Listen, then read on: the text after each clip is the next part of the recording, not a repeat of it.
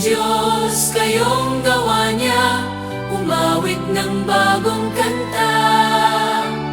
Purihin ang Diyos, kayong anghel niya, hipanin niyo ang trumpeta.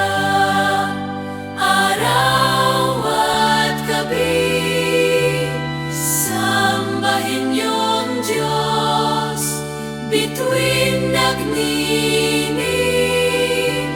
Sambahin niyo ang Diyos, dagat, bundok, halaman at hayop, purihin niyo ang Diyos. Purihin ang Diyos, kayong gawa niya, gumawit ng bagong kanta. Purihin ang Diyos, kayong anghel niya, hipanin niyo ang trumpeta.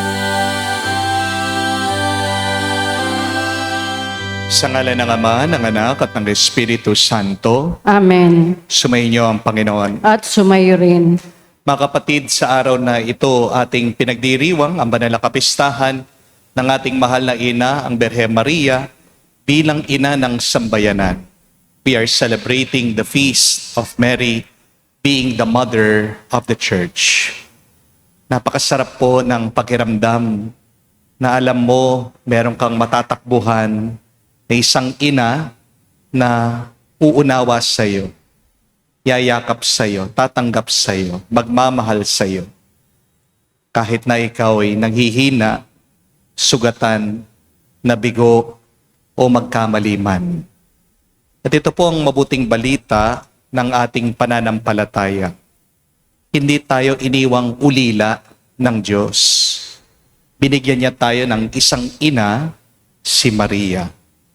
Marininig po natin mamaya ang kwento kung saan sa paanan ng krus, habang naghihirap ang ating Panginoong Jesucristo, binigay niya sa atin si Maria. Hindi lang siya naging ina ni San Juan at ng mga apostol. Naging ina si Maria ng buong sambayanan, ng buong mananampalataya. Kaya sa tuwing tayo po ay nalulungkot, natatakot, naliligaw, o nawawala ng pag-asa, meron tayong matatakbuhan, bumalik tayo kay Maria. Si Maria po ay hindi Diyos, pero isa siyang ina na palaging nagtuturo papunta sa Diyos, kay Jesus. Sa banal na misang ito, idalangin natin sa ating mahal na ina, ang ating po mga pamilya, ang ating mga mahal sa buhay. Ipakita natin sa Kanya ang ating mga sugat. Huwag tayong mahiyang umiyak sa Kanyang harapan. Magpatulong tayo sa ating mga pangarap at mga problema. Hilingin natin sa Kanya na tayo ay mas ilapit pa kay Jesus, ang ating buhay, katotohanan, at daan. Sa napakaraming beses na kung saan tayo'y nanatiling naliligaw dahil sa ating mga kasalanan, pagsisihan natin ito, tayo po ay magpakumbaba, hilingin natin muli ang Kanyang awa. Nasabihin natin, inaamin ko Sa makapangyarihang Diyos at sa inyo mga kapatid, na lubha akong nagkasala sa isip, sa salita at sa gawa at sa aking pagkukulang. Kaya sinasamo ko sa mahal na Birhen Maria, sa lahat ng mga anghel at mga banal, at sa inyo mga kapatid na ako'y ipanalangin sa Panginoong ating Diyos. kawan tayo na makapangyarihang Diyos, patawarin tayo sa ating mga kasalanan. Patnubayan tayo sa buhay na walang hanggan. Amen. Panginoon, kaawaan mo kami. Panginoon, kaawaan mo kami. Kristo, kaawaan mo kami. Kristo, kaawaan mo kami. Panginoon, kaawaan mo kami. Panginoon, kaawaan mo kami. Manalangin tayo. Ama naming makapangyarihan, ipagkaloob mo sa amin ang lakas upang alalayan kaming mga mahihina, ngayong ginugunita ang mahal na Birhen, Ina ng Diyos. Kami dinadalangin niyang makabangon nawa sa pagkalugmok sa kasalanan Niluluhog namin ito sa pamagitan ni Kristo kasama ng Espiritu Santo magpasawalang hanggan. Amen.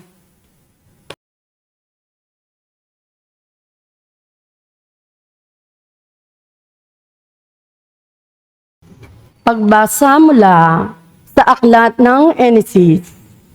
Pagkakain ni Adan sa bunga ng puno, tinawag ng Panginoon at tinanong, "Saan ka naroon?" "Natakot po ako nang marinig ko na nasa hardin. Nagtago po ako sapagkat ako'y hubad." Tugon ng lalaki, "Sinong may sabi sa iyong ubad ka?" Tanong ng Diyos, "Bakit kumain ka sa bungang ipinagbabawal ko?" "Kasi pinakain po ako ng babaeng ibinigay ninyo sa akin." Tugon ng lalaki. "Bakit mo namang ginawa iyon?" Tanong ng Diyos sa babae. "Mangyari pong nilinlang ako ng ahas, kaya ako'y natuksong kumain." Tugon naman niya. At sinabi ng Panginoon sa ahas, "Sa iyong ginaway, may parusang dapat na tanging ikaw lang yung magdaranas. Ikaw ay gagapang sa hatol kong gawad at alikabok ang pagkain dapat. Kayo ng babae, laging mag-aaway, binhi mo'y binhi niya'y laging maglalaban. Ito ang dudurog sa ulo niya yan, at ang sakong niya'y ikaw ang tutuklaw." Eva ang itinawag ni Adan sa kanyang asawa, sapagkat ito ang ina ng sangkatauhan. Ang salita ng Diyos. Salamat sa Diyos.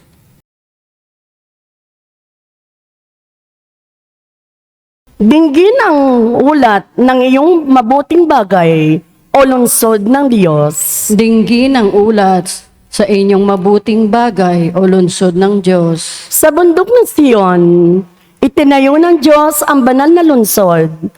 Ang lungsod na ito'y higit niyang mahal sa alinmang bayan ng angkin ni Jacob. Dinggin ang ulat sa inyong mabuting bagay o lungsod ng Diyos. Kaya't iyong dinggin ang ulat ninyong mabubuting bagay o lungsod ng Diyos. Ang tungkol sa Sion, iyong sasabihin, ang lahat ng bansa ay masasakupan. Siya'y palalakasin at patatagin ng kataas-taasan. Dinggin ang ulat sa inyong mabuting bagay o lungsod ng Diyos. Ang puon ay gagawa ng isang talaan ng lahat ng tao'y doon mamamayan.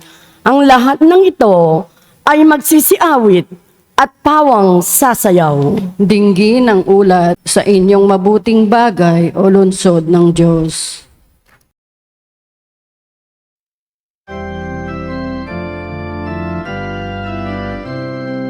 Alleluia, Alleluia, Alleluia, Alleluia, Alleluia, Alleluia, Alleluia, Alleluia, Alleluia, Alleluia, Alleluia, Alleluia. Birheng Mariang mapalad, dapat magpuri ang lahat sa iyo at sa iyong anak. Alleluia, Alleluia. Sumainyo ang Panginoon. At sumayo rin. Ang mabuting balita ng Panginoon ayon kay San Juan. Papuri sa iyo, Panginoon. Nung panong yun, nakatayo sa tabi ng krus si Jesus, ang kanyang ina at ang kapatid na babae nitong si Maria, na asawa ni Cleopas. Naroon din si Maria Magdalena, na makita ni Jesus ang kanyang ina at ang minamahal niyang alagad sa tabi nito, kanyang sinabi, "Ginang, narito ang iyong anak." At sinabi sa alagad, "Narito ang iyong ina." Mula noon siya'y pinatira ng alagad na ito sa kanyang bahay. Alam ni Jesus na naganap na ang lahat ng bagay, at bilang katuparan ng kasulatan ay sinabi niya, nauuhaw ako. May isang mangkok doon na puno ng maasim na alak. Tinubog nila rito ang isang espongha. Kinabit sa sanga ng isopo at dinikit sa kanyang bibig. Nang masipsip ni Jesus ang alak, ay kanyang sinabi, naganap na. Iniyuko niya ang kanyang ulo at nalagot ang kanyang hininga. Nung araw ng paghahanda at ayaw ng mga Hudyo na manatili sa krus ang mga bangkay sa araw ng pamamahinga, sapagkat dakila raw ang araw ng pamamahingang ito. Kaya't hiniling nila kay Pilato na ipabali nito ang mga binti na mga pinako sa krus at alisin doon ang mga bangkay. Naparoon nga ang mga kawal at binali ang mga binti ng dalawang pinakong kasabay ni Jesus. Ngunit pagdating nila kay Jesus at nakitang patay na siya, hindi na nila binali ang kanyang binti. Subalit, inulos ng sibat ng isa sa mga kawal ang tagiliran ni Jesus. At biglang dumaloy ang dugo at tubig. Mga kapatid, ang mabuting balita ng ating Panginoon. Pinupuri ka namin, Panginoong Esokristo. Magandang araw po muli sa inyong lahat. Magandang araw po, Amo. Welcome po sa ating banal na misa. Ano po sa tingin niyo ang pinakamahal na tubig sa buong mundo? What is the most expensive water in the whole world? Wilkins po ba? Absolute po ba? O yung mineral water na nabibili niyo po sa airport? Mahal po yun. Kasi meron pong nakapagsabi, napakaganda, tandaan niyo po ito. The most expensive water is tears. Ang pinakamahal daw na tubig ay luha. Bakit po? Dahil ang luha po, hindi lang daw basta tubig. Ano po ang sangkap ng luha? Ito po, tandaan nyo. A tear is 1% water, but 99% feelings. May kasamang sakit ang luha. May kasamang pagod. May kasamang pagtataksil, lungkot, pangungulila. Ang luha galing sa puso. Amen? Kaya bago po kayo makapanakit ng tao, mag-isip muna kayo. Sana bago mo pagtaksilan yung asawa mo, maisip mo kung gaano kasakit ang mararamdaman din ng iyong mga anak. Sana bago mo murahin yung empleyado mo, maisip mo na may pamilya din yan na nasasaktan para sa kanya. Di po ba? Sana bago ka mag-post ng masasakit na salita sa social media, bago ka magmura dyan sa comment section, magdasal ka muna kasi tao din naman yan na may damdamin. Dahil minsan, yung mga post natin, panghabang buhay, nakakasugat, nag-iiwan ng masakit na alaala. Di po ba? Tandaan po natin, mga kapatid, kapag sinasaktan mo ang isang tao, hindi lang naman siya ang sinasaktan mo. Nasasaktan mo din ang mga minamahal niya. Kaya kapag pinapaiyak mo ang nanay mo, nasasaktan din ang tatay mo at mga kapatid mo. Kapag pinaiiyak mo yung anak mo, umiiyak din mga kapatid niya. Nasasaktan din yung lolo at lola niya, mga magulang mo. Kapag pinapahiya mo ang empleyado mo, di lang naman siya ang sugatan. Pati din naman yung mga katrabaho niya. Minsan nawawalan din ng gana, nawawalan sila ng pag-asa. Kaya nga po sa ebanghelyo natin ngayon, napakaganda ng eksena doon sa paanan ng krus. Habang si Jesus ay naghihirap, nakapako, nakabayubay, nandun din daw po si Maria, ang ina niya. Dinadamayan ang anak niya. Hindi lang naman si Jesus ang pinako sa krus. Pati ang puso ng ating ina, pinako at nasaktan din siya. At dito natin makikita po kung bakit tinatawag si Maria bilang ina ng sambayanan. Dahil ang isang tunay na ina, hindi lang po marunong magmahal kapag masaya. Di po ba? Ang tunay na ina, marunong magmahal, lalong-lalo na kapag nasasaktan siya. Tingnan niyo po si Maria. Wala naman po siyang magawa para alisin yung mga pako doon sa krus. Hindi naman po niya mapigilan yung paghahagupit sa kanyang anak. Hindi naman po niya mabura yung mga sugat sa katawan ng ating Panginoong Jesucristo. Pero nanatili siya. At yun po yung pinakamahalaga, di po ba?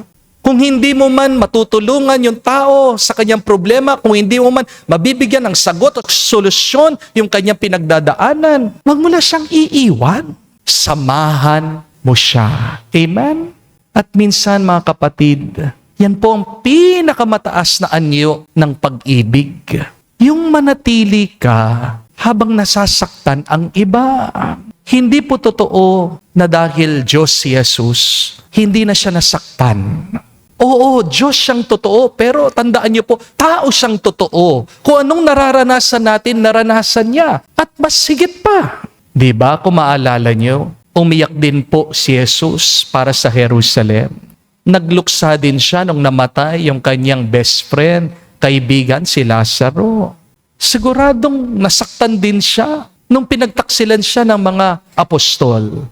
Nalungkot siya sa pagtatanggi ng mga tao sa kanya. At habang sugatan si Jesus, sugatan din ang kanyang ina, si Maria. Kaya ang krus ay isa pong paalaala na ang kasalanan hindi lang nakakasakit sa Diyos. Tandaan niyo po ito, pag nagkakasala ka, nakakasakit ka ng mga taong nagmamahal. Pag nagkakasala ka, nasasaktan mo sarili mo, nasasaktan mo din ang ibang tao. Kaya kung hindi mo man kayang maawa dyan sa taong sinaktan mo, maawa ka naman sa mga taong nagmamahal sa Kanya. Marami na pong problema ang mundo ngayon. Huwag na po natin dagdagan ang pinapasan ng mundo sa pamamagitan ng pananakit mo. Alam niyo po, minsan dito sa parokya, marami pong dumarating nagpapalimos. At aminin ko po, minsan, ako po ay natutokso din na magsabi, bakit hindi kayo magtrabaho? Bakit paulit-ulit na lang na humihingi kayo? Parang inaasa nyo na lang yung kabuhayan nyo sa amin. Pero palagi din po akong pinipigilan ng Diyos. Parang bumubulong ang Panginoon sa akin, sinasabi, hindi mo naman talaga alam yung pinagdadaanan nila eh. Hindi naman sila lalapit sa'yo kung hindi sila desperado. Mahirap ng buhay nila. Huwag mo nang dagdagan yung sugat at hirap nila sa pamamagitan ng iyong pananalita. Mga kapatid, madali lang po kasing maging religious. Madali lang po magsimba. Madali lang po magdasal. Pero tandaan niyo po, ito ang tunay na Kristiyano, marunong mag-ingat sa kanyang pananalita. Ang isang tunay na Kristiyano, iniingatan niya ang puso ng iba. Amen? Kaya ngayon pong kapistahan ng ating mahal na ina, si Maria bilang ina ng simbahan, ina ng sambayanan. Ito po ang hamon sa atin. Mag-ingat ka sa iyong iniisip, sa iyong pananalita, sa iyong ginagawa. Because every person that you meet every day is fighting a battle you know nothing about. Hindi mo nakikita yung pinagdadaanan, yung hirap, yung bigat, yung problema, yung sakit, lungkot ng isang tao. Mukhang okay lang yan sa itsura, pero sa totoo, napakabigat, napakahirap, napakasakit, napakahapdi ng kanyang nararamdaman. Kaya bago ka manakit, magdasal ka muna. Pray before you speak. Pray before you act. Pray before you post. Pray before you hurt anyone. Be like our Mother Mary, the Mother of the Church, who always prayed before acting. At kapag ginawa mo ito, gaya ng ating mahal na ina doon sa krus, matututo kang magmahal at ikaw ay makakatanggap ng pagpapala ng kapayapaan galing sa Diyos. Mga kapatid, lahat po tayo ay may sariling krus na pasan. Pero wag mo nang dagdagan yung hirap at bigat na pasan at buhat ng iba. Sa halip, maging daan tayo ng paghilom, pag-asa at pagmamahal kamukha ng ating mahal na ina. Sabihin natin sa banal na misang ito, Maria, tulungan mo kami, gabayan mo kami, ilapit mo kami sa iyong anak si Jesus para umapaw ang pagpapala sa aming buhay at maging pagpapala din kami ng ibang tao ngayon at magpakailanman. Amen. Tumayo po tayo, alay po natin sa Diyos ang ating mga dasal at panalangin. Manalangin tayo na matularan natin ang halimbawa ni Maria na may mababang loob, puno ng pananampalataya at laging handang tumupad sa kalooban ng Panginoon. Ating sabihin sa bawat panalangin, itugon natin, Panginoon, dinggin mo kami. Panginoon, dinggin mo kami. Bilang bayan ng Diyos, tayo naway sumulong sa ating paglalakbay sa pananampalataya sa ilalim ng paggabay at pagtuturo ng ating kaparian. Manalangin tayo sa Panginoon. Panginoon, dinggin mo kami. Ang mga pinuno ng ating pamahalaan, naway gumawa ng lahat ng paraan upang may taguyod ang kapayapaan at pangalagkaan ang kapakanan ng kanilang mga nasasakupan. Manalangin tayo sa Panginoon. Panginoon, dinggin mo kami. Ang mga pamilya at pamayanan naway magpahayag ng pasasalamat para sa mga biyayang tinatanggap ng bawat isa at ng lahat. Manalangin tayo sa Panginoon. Panginoon, dinggin mo kami. Sa katahimikan po ng ating puso, sabihin natin sa Diyos ang ating mga personal na pangangailangan.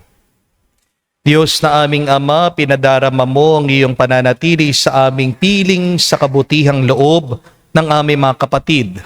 Patuloy nawa naming ipahayag ang iyong pag-ibig sa pamagitan ng buhay na nauukol sa paglilingkod. Hinihiling namin ito sa pamagitan ni Kristo aming Panginoon. Amen.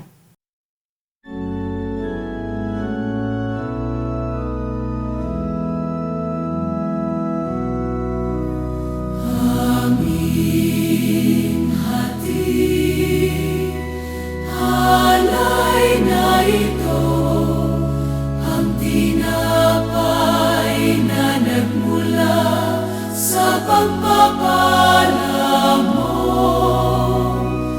At tanggapin, alak na ito, inuming inihain sa'yo. Mahal naming Diyos, inyong tanggapin ang munting alay mula sa amin. Buong puso namin hihintayin, pagpapala na aming hiling. Pagpapala na aming hiling. Manalangin kayo mga kapatid para ang ating mga paghahain ay kalugdan ng Diyos sa mga makapangyarihan. Tanggapin nawa ng Panginoon itong paghahain sa iyong mga kamay sa kapurihan niya at karangalan at sa ating kapakinabangan at sa buong sambayanan niyang banal. Ama naming lumikha, sa paggunita namin ng mahal na Birhen, hinihiling namin ang aming paghahain ay kalakip mo ng kapunuan upang kami ay maging handog na kinalulugod mo kailanman. Sa pamagitan ni Jesucristo kasama ng Espiritu Santo, magpa sa walang hanggan. Amen. Sumainyo ang Panginoon. At sumayo rin. Itaas sa Diyos sa inyong mga puso at diwa. Itinaas na namin sa Panginoon. Pasalamatan natin ang Panginoong ating Diyos. Marapat na siya ay pasalamatan. Ama naming makapangyarihan, tunay nga marapat ikaw ang aming pasalamatan. Bukod mong pinagpala na maging ina ni Jesucristo, ang mahal na Birhen nagpupuri at nagagalak sa iyo. Ikaw ang gumawa ng tanang dakilang bagay. Ikaw ang lumingap sa lahat kailanman.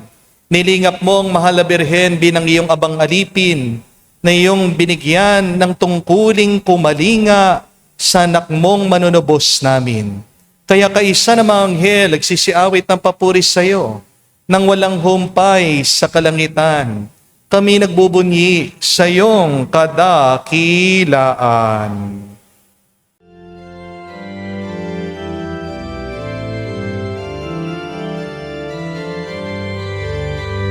Santo, Santo, Santo, Panginoong Diyos ng mga hukbo, napupuno ang langit at lupa ng kadakilan mo. Hosana, Hosana, sa kainasan, pinagpalang na paririto sa ngalan ng Panginoon. Hosana, Hosana, sa kainasan. Hosana, Hosana, sa kainasan.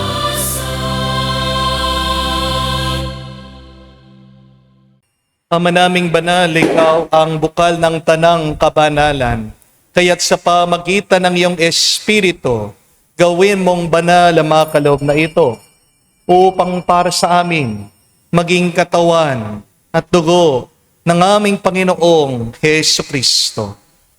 Bago niya pinagtiis ang kusang loob na maging handog, hinawakan niyang tinapay, pinasalamatan kanya, pinaghati-hati niya iyon, inabot sa kanya malagad at sinabi, tanggapin ninyong lahat ito at kanin.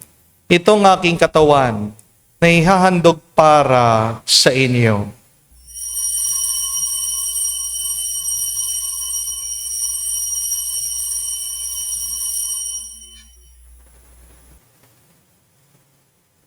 Gayon din naman, no matapos ang hapunan, hinawakan niyang kalis. Muli kanyang pinasalamatan. Nabot niyang kalis sa kanyang malagad at sinabi, tanggapin ninyong lahat ito at inumin. Ito ang kalis ng aking dugo, ng bago at walang hanggang tipan. Ang aking dugo na ibubuhos para sa inyo at para sa lahat, sa pagpapatawad ng mga kasalanan. Gawin ninyo ito sa pag-alaala sa akin.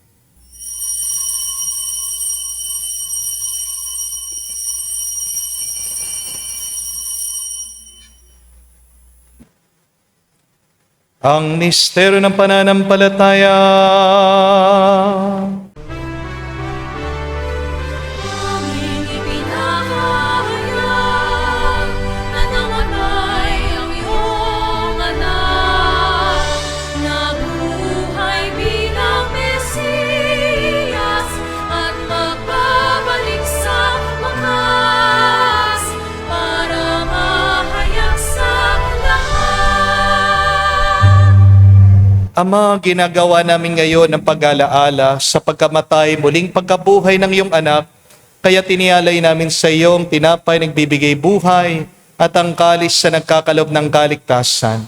Kami nagpapasalamat dahil kami ang minarapat na tumayo sa harap mo para maglingkod sa iyo.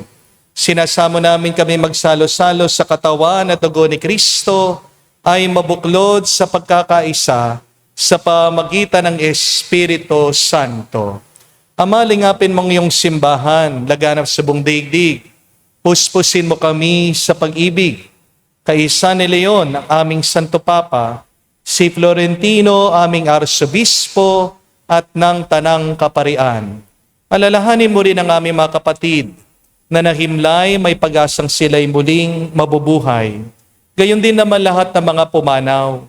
Kawan mo't sila't patuloyin sa iyong kaliwanagan. Kawan mo't pagindapatin kaming lahat, makasalo sa iyong buhay na walang wakas. Kaisa na mahal na Birhen Maria, Ina ng Diyos. Kaisa ni San Jose, ang kanyang malwalhating esposo. Kaisa ng mga apostol, lahat ng mga banal, na namuhay dito sa daigdig na kalugod-lugod sa iyo. May pagdiwang nawa namin ang pagpupuri sa ikararangal mo, sa pamagitan ng iyong anak aming Panginoong Hesu Kristo. Sa pamamagitan ni Kristo, kasama niya at sa Kanya, Ang lahat ng parangal at papuri ay sa iyo, Diyos Ama, makapangyarihan, kasama ng Espiritu Santo, magpasawalang hanggan. Amen. Amen. Amen. Amen. Amen. Amen. Sa nakagaling na utos sa turo ni Jesus sa Panginoon natin na Diyos, ipahayag natin ng lakas, loob.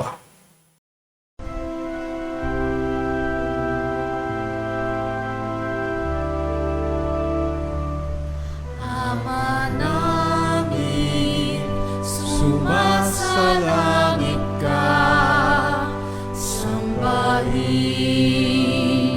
ang ngalan mo, mapasa amin ang kaharian mo, sundin ang loob mo dito sa lupa para nang sa langit.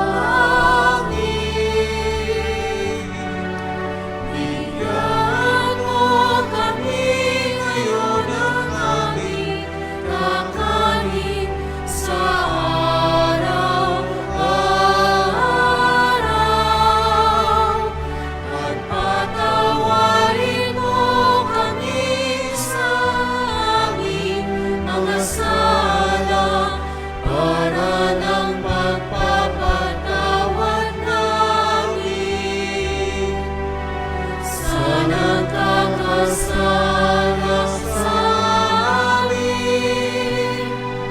At huwag mo kami ipahintulot sa tukso, at iadya mo kami sa lahat ng masama.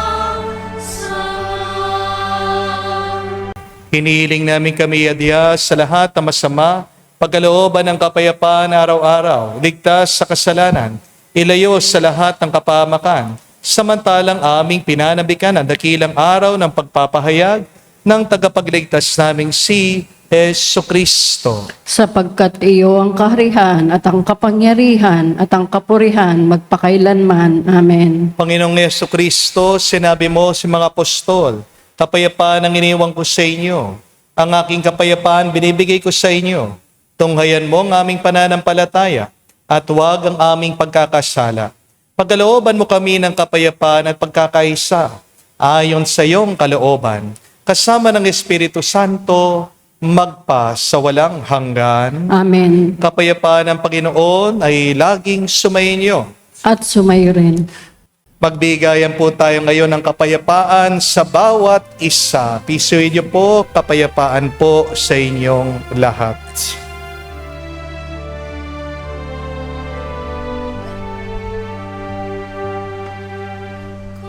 Kordero ng Diyos na nag-aalis ng mga kasalanan ng sanlibutan, maawa ka sa amin. Maawa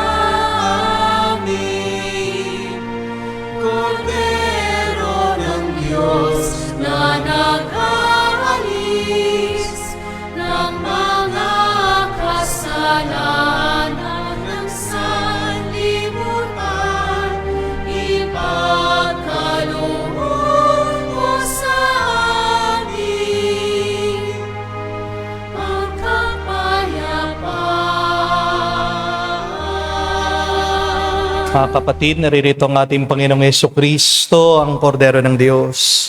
Siya nag-aalis sa mga kasalanan ng sanlibutan. Mapalad tayong lumalapit sa piging ng kordero. Panginoon, hindi ako nakarapat-dapat na magpatuloy sa iyo, ngunit sa isang salita mo lamang ay gagaling na ako.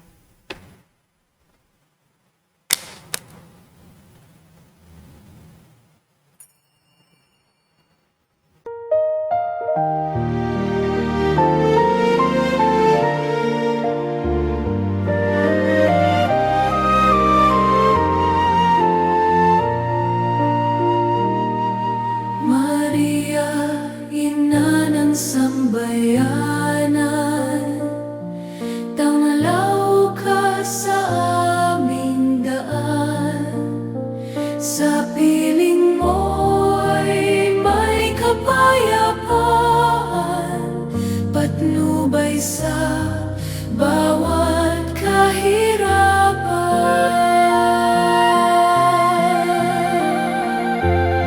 Sa puso mo'y pag-ibig ni Kristo, umaagos sa buong mundo. Turuan mo kaming sumunod sa tawag ng Diyos na lubos.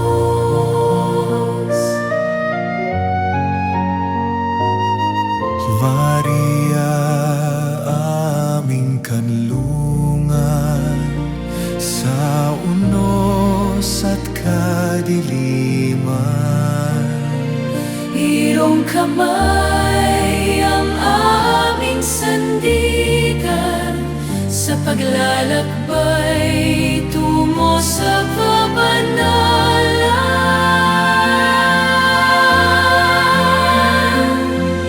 Ina ng simbahan at bayan, ialay mo kami sa may kapal, upang sa aming paglilingkod mahari si Kristong manlulubos.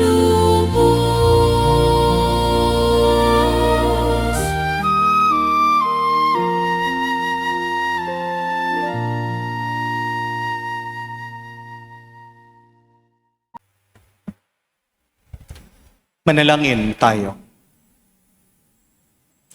Ama naming mapagmahal, ang aming pagsasalo sa haing nagbibigay buhay, sa paggunita namin sa mahal na ina ng iyong anak, ay magdulot nawa sa amin ang iyong kagandang loob, upang lagi naming madama ang iyong paglingap sa pamagitan ni Kristo, kasama ng Espiritu Santo, magpa sa walang hanggan. Amen.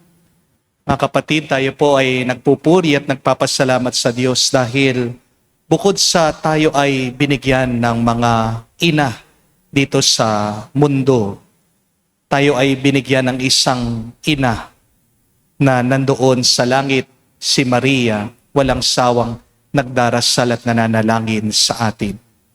At sino itong ina ng sambayanan, ina ng Diyos, ina ng simbahan, si Maria? Siya isang inang malakas, nanay na malakas. Malakas dahil sa gitna ng mga paghihirap, lungkot, nanatili siya doon sa paanan ng krus. Pero malakas din siya dahil siya'y malapit sa Diyos. Malakas siya sa Diyos. Ano man ang hingin niya, pinagkakaloob, pinagbibigyan siya ng Diyos. Kaya nga, tayo ay mas lumapit pa sa Kanya. Pero kung gusto natin na marinig ang ating mga panalangin, kailangan iwasan nating manakit sa iba. Dahil ang mga taong nakakasakit sa kanilang kapwa, bingi ang Diyos sa kanilang mga panalangin. Remember that. Even if you keep on praying and praying, but if you hurt other people, God will become deaf to your prayers. Even if you go to Mary asking for her intercession, and yet you do not have any heart for poor people, you do not have any heart for people who are going through sadness and pain, then you're only uselessly praying. Walang kwenta, walang silbing iyong pagdarasal dahil iba ang iyong puso. Malayo ang iyong puso sa Diyos. Gusto mong agad mapakinggan, masagot ang iyong panalangin, umpisan mo, baguhin mo ang iyong puso. Naway magkaroon ka ng isang puso kamukha ni Maria, hindi lang nananalig, hindi lang mapagkumbaba, o hindi merong puso para sa mga nahihirapan. Merong isang puso na handang dumamay, handang manatili sa paghihirap ng iba. Itong ating pagdasal. Ngayong araw na ito, Panginoon, baguhin mo ang aking puso, kamukha ng puso ng iyong ina. At dito makikita niyo mga kapatid, magbabagong iyong buhay, gaganda, mapupuno ng tuwa, at makakatanggap ka ng umaapaw na pagpapala. Sumayo ang Panginoon. At sumayo rin. At kayo pagpalain ng Diyos, makapangyarihan sa lahat, sa ngalan ng Ama, ng Anak, ng Espiritu Santo. Amen. Ang ating misa ay natapos na, humayo kayo sa kapayapaan ni Kristo. Salamat sa Diyos.